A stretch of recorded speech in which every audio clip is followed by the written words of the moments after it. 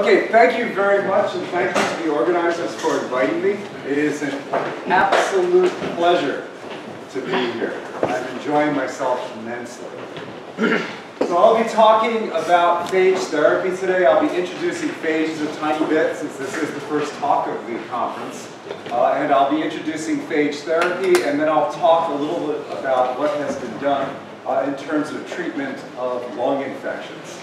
To start us off, I thought I'd show you where I get a lot of my work done, which is down here. And I need to point out that, in fact, that, although I've got Ohio State on top of it, is not what Ohio looks like.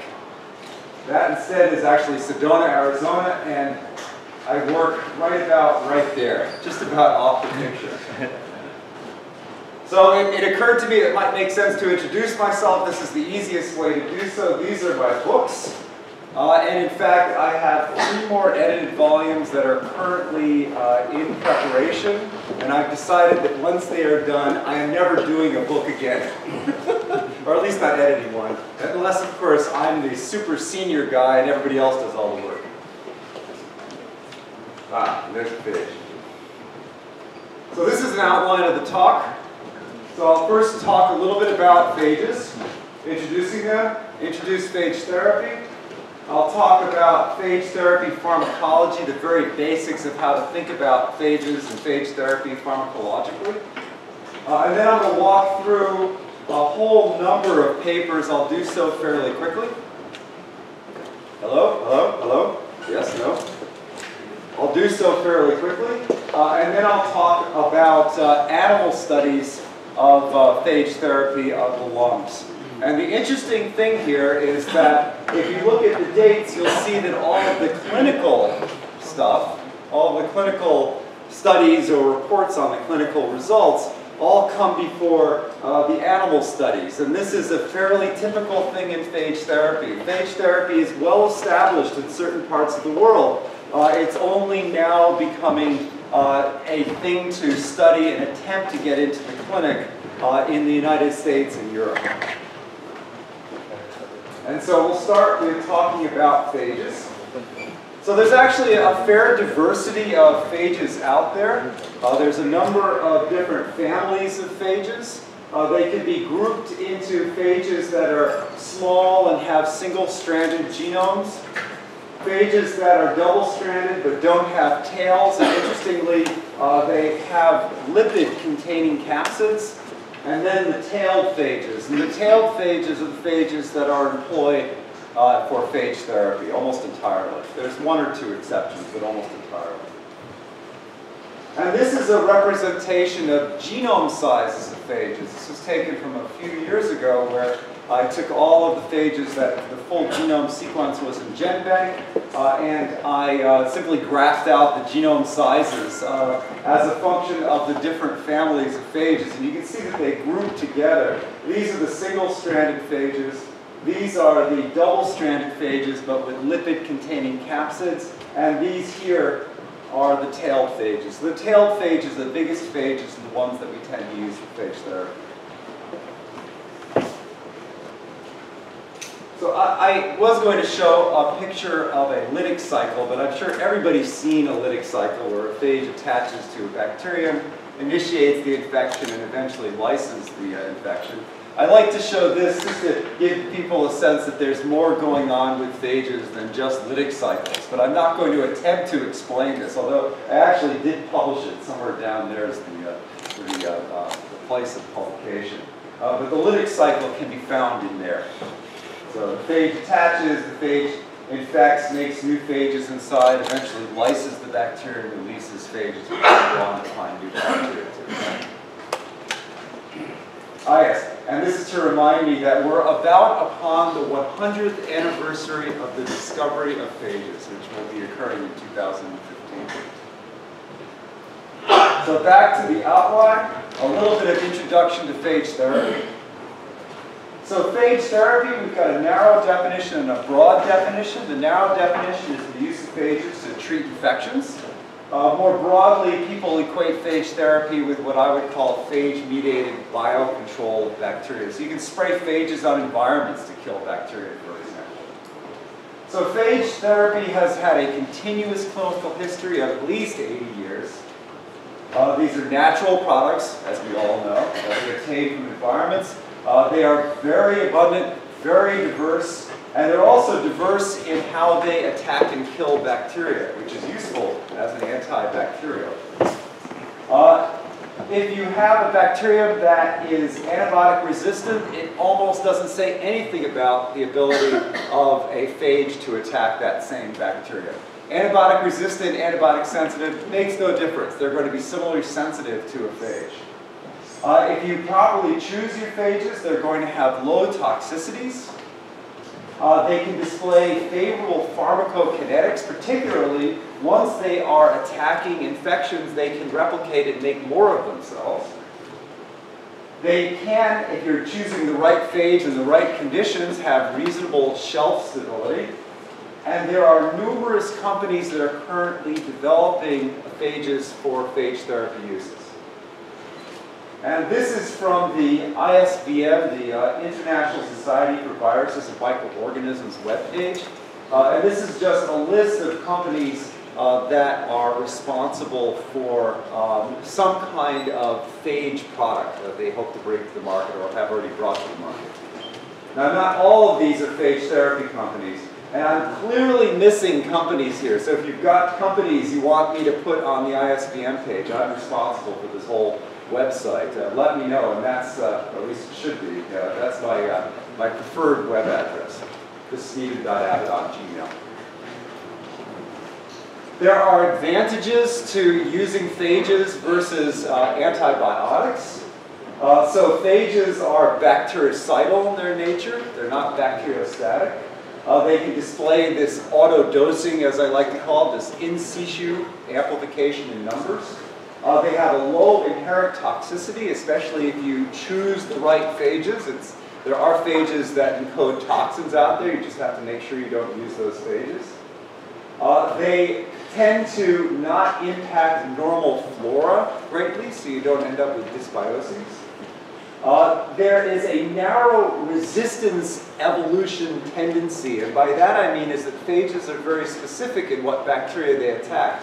So rather than all of the bacteria that are in a body when you're treating with antibiotics potentially being sensitive to that antibiotic, potentially evolving resistance to it, the number of bacteria, the types of bacteria that can be evolving resistance tends to be very small when you're using phages, just because phages don't affect most bacteria. There's no cross-resistance between phage resistance and antibiotic resistance. There's a rapid discovery process and really a rapid characterization process as well. You can modify phages both genetically and phenotypically. You can use phages with other agents, including with antibiotics. There's dosing versatility, how you apply the phages. There's a number of different ways you can. Phages can be pretty good at clearing biofilms, which antibiotics can have problems with. And then, as I noted, there's this favorable pharmacokinetics, including being able to amplify their numbers in situ. They have this interesting way of moving around the body that is a complete mystery to me and how they do it, but they seem to be able to find their way to places in the body and then start infecting, making more phages and wiping out infections. And then there's a whole bunch of other advantages that I kind of consider to be low-level advantages, and so I'm not going to emphasize them here, but there's lots of advantages to using phages. The main disadvantage of phages is that they have a high specificity, so you have to match the phage to a bacterium pretty well before you can wipe out the bacterium. And that didn't show up at all. Well, I'll tell you what this was going to look like. This is a bar graph, and what we have here are the number of phage therapy experimental papers that have been published. And actually it goes up steadily from about 6 right here, all the way up to the 30 range right here, which is the current time. So we've got a steady increase of about 2 per year of the number of phage therapy papers. And this doesn't show up all well either. But these are the various papers that I've published on phage therapy. None of them are part of the previous graph, but I've been trying to think through phage therapy pharmacology and other aspects of phage therapy for some time now. And actually, I've got a number of papers in other areas. I've been studying lysis and the evolution of lysis timing in phages for quite some time. And also, I've started in the past decade or so to try to understand the ecology of phage interactions with biofilms and bacterial microcolonies, and have a number of papers here, including a book on the subject. So we now can consider phage therapy pharmacology. And so this is a graph that describes the increases in the amount of drug or the concentration of drug that can be found within the vicinity of the target of the drug after you've applied the drug. So you apply a drug, you can, for example, take the drug orally or it can be injected, and the concentrations will increase in the vicinity of wherever that drug has to act. And the processes by which the drug increases in its concentration are called absorption, distribution, and metabolism. Absorption is movement into the blood, distribution is movement out of the blood into the tissues of the body other than blood, and metabolism is the chemical modification of the drug. And then drugs also decline in concentration, and they decline in concentration due to metabolism, again, the chemical modification of the drug, the excretion of the drug, such as by the kidneys. And then also I like to point out that dilution is an important part of this, because if you're taking, for example, 1 billion phages and you put it in an animal, you're not going to have 1 billion phages per ml, because the phages are going to be diluted in the course of administering phages. So this all gives you ultimately a peak density. You're hoping that peak density is greater than the minimum effective concentration. And when you do multiple dosing, your goal is to keep it above this minimum effective concentration. But your goal also is to keep the concentration below the toxic concentration. And with phages, the toxic concentration tends to be so high that we don't really worry about it. So there's this large window within which you can keep the phage concentration and have it still be effective.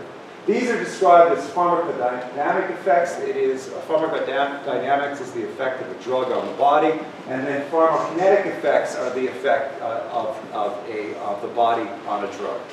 And so pharmacokinetics give you rise to concentrations that give rise to both efficacy effects and potentially toxicity.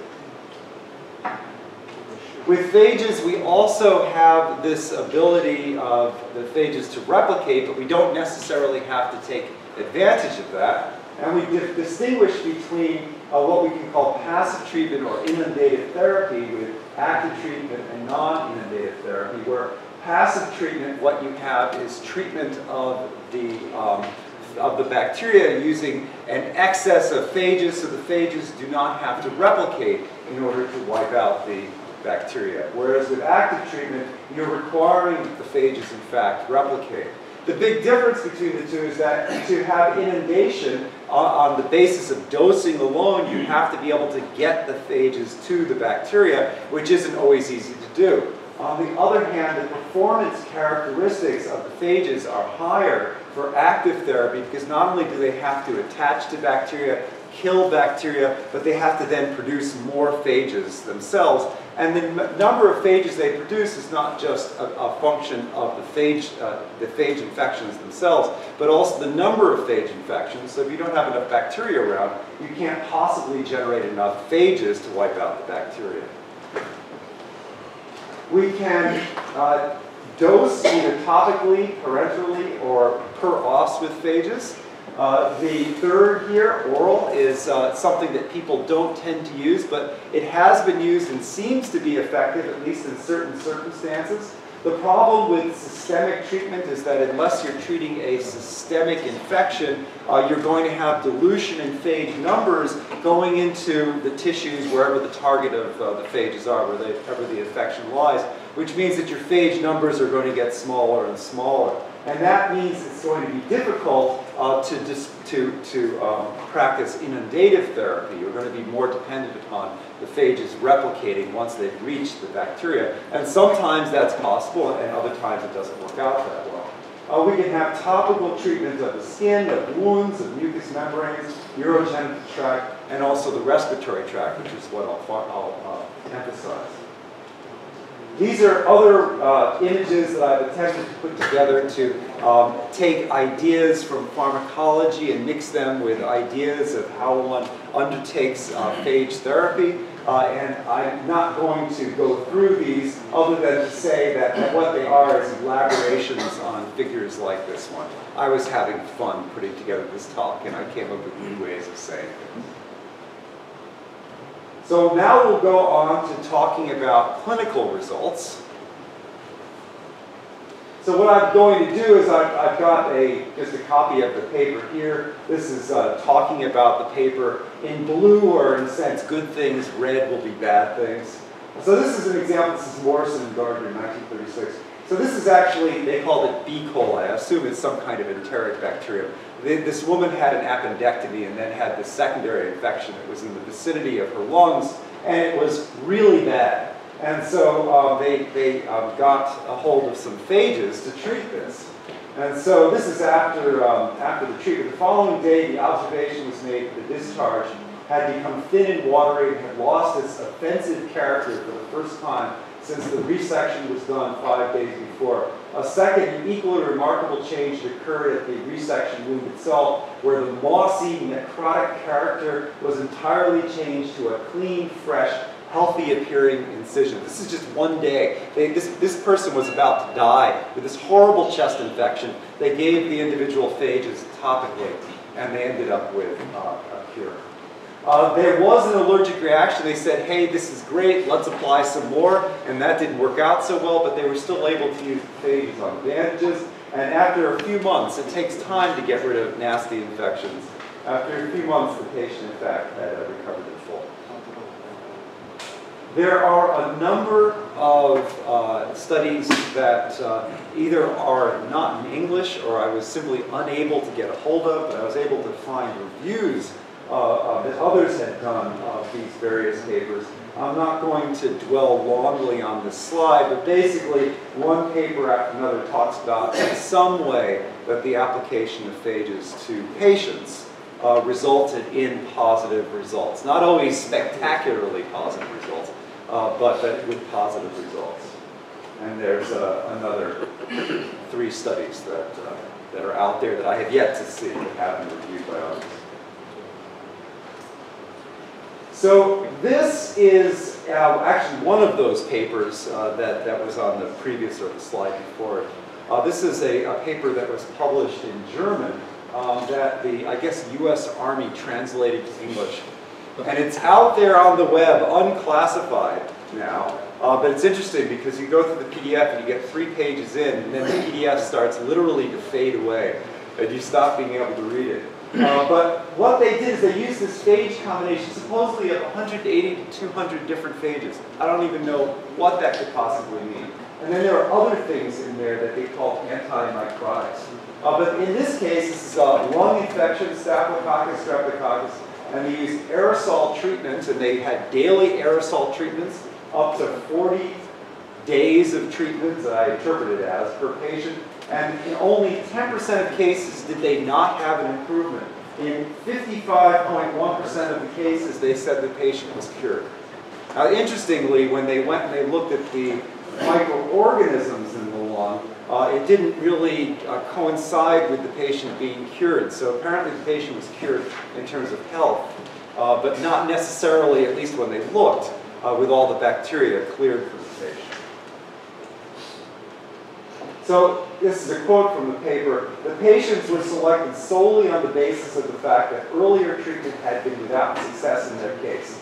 Most of the patients were referred to me from other sources. Doctors had tried just about everything with these patients, starting with expectorating and secretolytic therapy all the way to antibiotic therapy. You see this a lot in the clinical phage therapy studies where they've tried lots of different things, and they all ultimately were failures, and then they came out, they used phages and they were successful.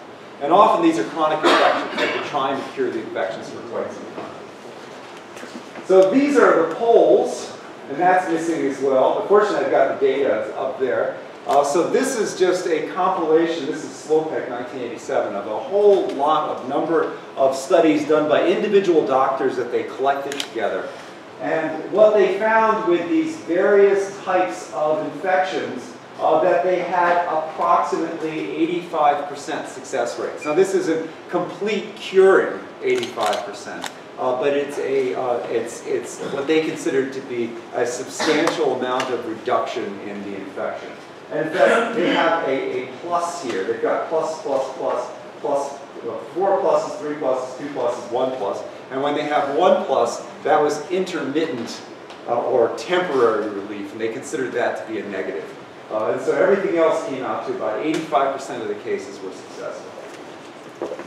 And this is a follow-up on this where they in 2000 again looked at a collection of studies, and what they found again was roughly 85–90% of the patients, in fact, were not necessarily cured, but displayed substantial improvement in their health. This is the Georgians, so the previous ones were the Poles. There's a Polish group in Wrocław, Poland, that has been doing phage therapy for quite some time. The Georgians have been doing this for even longer. This is the Republic of Georgia, the former Soviet Union. And this is actually just a single case study where they were treating a 7-year-old cystic fibrosis patient. They were treating her with phages, a phage cocktail, that would knock down various kinds of bacteria, notably Pseudomonas and Staphylococcus. And then they, in fact, added on an additional phage for knocking down Staphylococcus. This is the original bacterial concentration. This is the concentration after the cocktail. This is the concentration after the cocktail and this other phage at high end, and that's at low end. And basically what we saw was a fairly large reduction, especially in Pseudomonas, in the amount of bacteria there. And the patient was able to not have to be on as high levels of antibiotics after this phage treatment had commenced. And so now we can talk about animal studies. Does anybody have any idea how long I've been talking?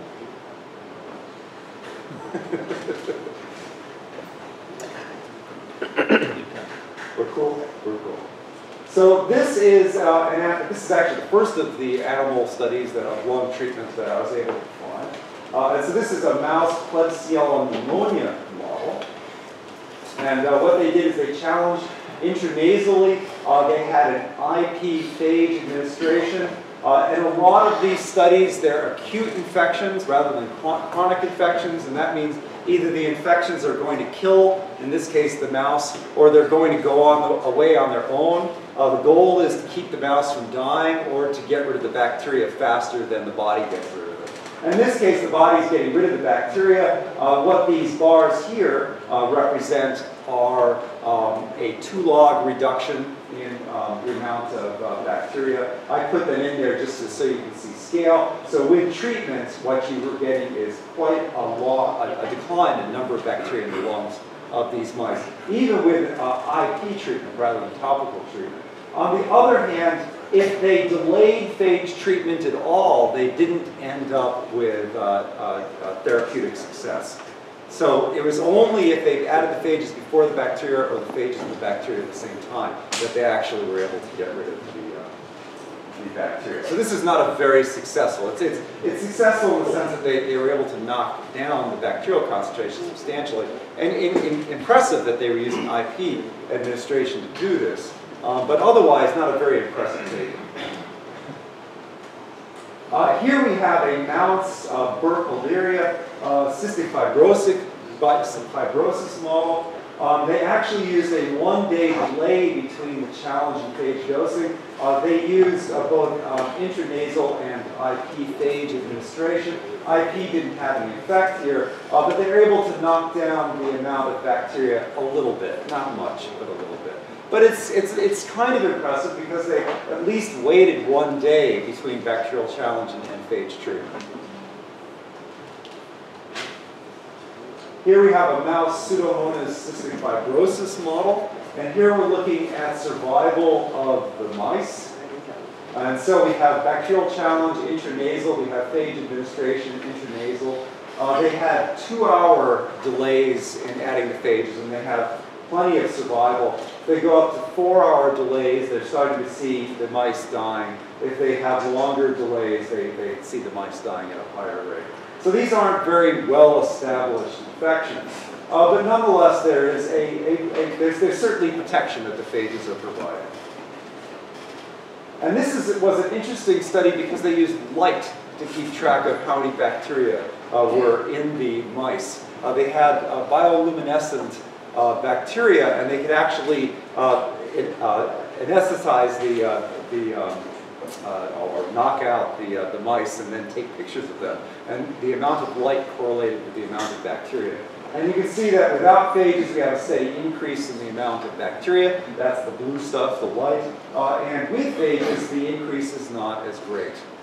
Now, I think what goes on when you have studies like this, where you're adding the phages soon after the bacteria or soon before the bacteria, is that you're simply reducing the bacterial number to below the lethal dose of bacteria. You're measuring lethality, you're measuring death, and if you just reduce the number of bacteria to below the amount that will kill the mice, then that'll be a positive result. And it really perhaps doesn't make much of a difference whether you're reducing that amount before you add the bacteria to the mice or after you add the bacteria to the mice. So my hypothesis is that protection occurs only if phage addition reduces bacterial density early on to below the lethal dose. Here's another mouse Pseudomonas cystic fibrosis model. This is from the same group as the previous one. Here they used a clinical isolate of bacteria that happened to be multi-drug resistant. They actually measured the number of bacteria that were present rather than using this light scheme to do it. And they used viable counts instead. And this again is a 2-log reduction. So they're getting 3 or 4 log reductions using the phages, which is impressive. But again, they've only got this 2-hour delay between a bacterial addition and phage addition.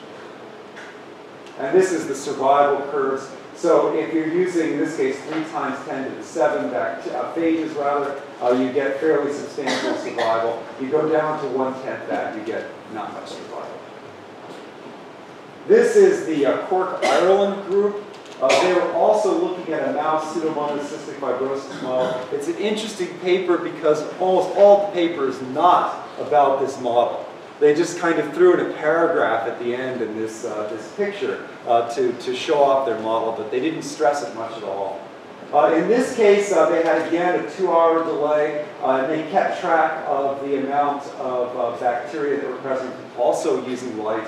And you can see that the phages reduce over just a number of hours the number of bacteria that are present. And again, this tells me, I think, that what's going on is that the number of bacteria are simply being reduced in number early on, and it's not really an established infection that's being got rid of, just more of a mixing between bacteria and phages, instead of in the test tube inside of the mouse. And this is another mouse Burkholderia cystic fibrosis model, and I'll dwell on this one. So in this case, they chemically immunocompromised the mice. So they knocked out their immune system. I'm not an immunologist. I don't know how much they knocked it out. But they knocked out the immune system to start with. And then they challenged with bacteria using a nebulizer.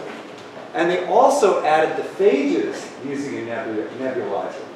And they also delayed the addition of the phages by 1 day. So they had these mice that they knocked out the immune system. They then added the bacteria, presumably fairly deeply into the lungs. And then they waited a day for the infection to become established and then added the phages. Now, this is actually supposed to be in red. But I hate it when people do phage therapy studies and they report phage concentrations and multiplicities, because it makes it impossible, in some cases, to figure out what the phage concentration that they actually used was. It's as though you were treating with a drug, but you didn't tell how much drug you used, just the ratio of the drug to the target. And this happens over and over and over and over and over and over again. And if I can accomplish one thing today, it's to get people to not use multiplicities of infections, ratio of phages to bacteria, to report the concentrations of phages used. But looking at the study, I was able to maybe infer that they had 10 to the 11 phages per ml before they nebulized, before they aerosolized the phages, which is a fairly large amount of phages. And the result of this study is that they were able to knock down, again, that's a 2 log bar there, they were able to knock down the amount of bacteria in the lungs of these mice by 3 or 4 logs. One treatment, 1 day later. So to my way of thinking, that's supposed to be green. Overall, this seems to be a nicely done study. There are a lot of phage therapy studies out there, animal models, that I'm just not impressed with. I was delighted with this one, and this one actually was released from its embargo. I was able to obtain it just before coming out here, so it's good timing. So this is Semler et al., and this is a group at the University of Alberta. So postscript. So Betty Cutter puts on the Evergreen meeting in Olympia, Washington every 2 years, and she asked me to make sure that I advertise the meeting. And so this is my advertisement for the meeting. So it's an absolutely beautiful place. Now, I know this is China. Everything here is absolutely amazing and beautiful, but this is at least similar to the beauty and absolute delight that one can take in China. It's actually very, very nice. And it's quite international, and she's constantly trying to get people that are not from the United States to attend. And to a large extent they do, and all of you are invited to at least attempt to go to this thing. And so this is it might be crayon, actually, or either that or it's a wax pencil drawing of a conure parrot.